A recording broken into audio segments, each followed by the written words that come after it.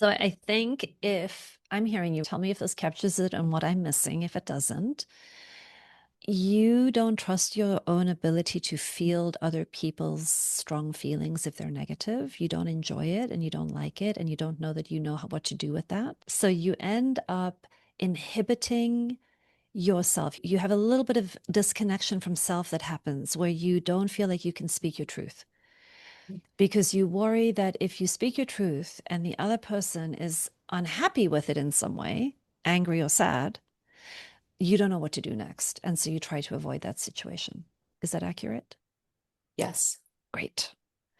So then the quickest fix, if you want one, is to relax in the face of other people's feelings and to know that you've got this no matter how they react. In my attachment relationships, where I'm likely to get hijacked and triggered in high stakes situations like this, I want to develop the capacity to stay connected to myself and another person. And I want to develop more regulation, nervous system regulation, so that I have access to my neocortex that can do problem solving and try new things.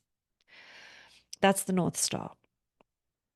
The way we get there is we begin reparenting. One way to think about it is we need to go back and reparent and reclaim and reconnect with all of the parts of ourselves that are freaking out, that were abandoned, that were traumatized, that were punished. We want to actually go inward into our own interiority and discover who's in here. I'm going to go back and find my 3-year-old Kate and my 5-year-old, and I'm going to start developing a relationship with them that is presence based, softness, time. I get you. That was scary. That was frightening. Your reaction makes sense. I remember you. I'm with you. I'm here with you. I know that happened. I'm here to validate you. And I would recommend doing that with a therapist, a healer, with another person, because these are relational wounds and they get healed in a new relationship. So you need another person to be the voice with you so that you can internalize that voice so that you can be that person.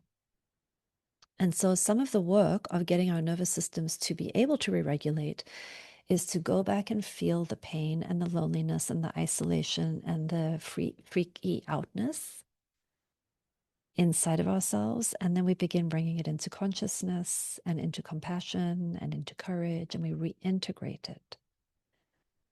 Because what we've done as little people is we fragmented it. We split it off into parts. We've got these internal splits, psychically speaking. And what we want to go back in and do is like reclaim and bring everyone back into the family. It's like we want to soothe everybody. And then we want to help those little self states learn how to get back into a regulated, safe space. But they need to first know that you're a safe space now and that there is a safe space now. So that's a big piece of how we get the ability to calm and soothe our own nervous systems. And once that begins happening more regularly, then we can actually begin doing things differently in attachment relationships.